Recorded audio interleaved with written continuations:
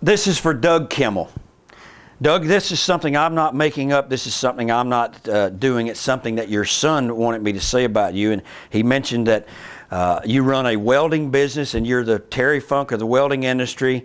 That you've had everything broken, burned, cut. You've had facial reconstruction.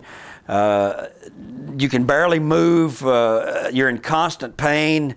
You can't function without your pain pills, and your son is the one that supplies them for you. What a great son, you know, to take care of Dad like that, to give you pain pills. And says you laughed at the Iron Sheik because the Iron Sheik was demanding his medicine A to Z. And my dad, he says, my dad Doug has to have his medicine A to Z all the time. But it is prescription, he writes, so that's very good, Doug.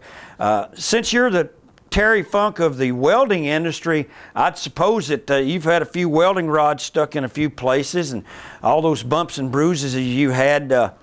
Your son says that you walk around the house and you mumble and you can't carry on a conversation. Even with you and Ozzy Osbourne would have a great conversation. Drives my mother, Kay, insane.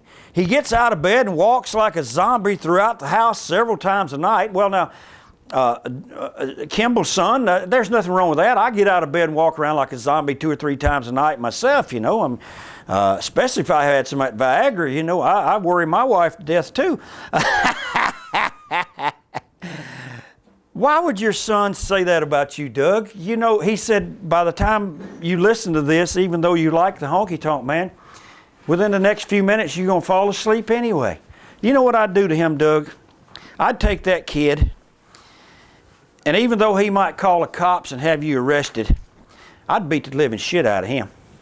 That's what I'd do to him, Doug. You're a good man.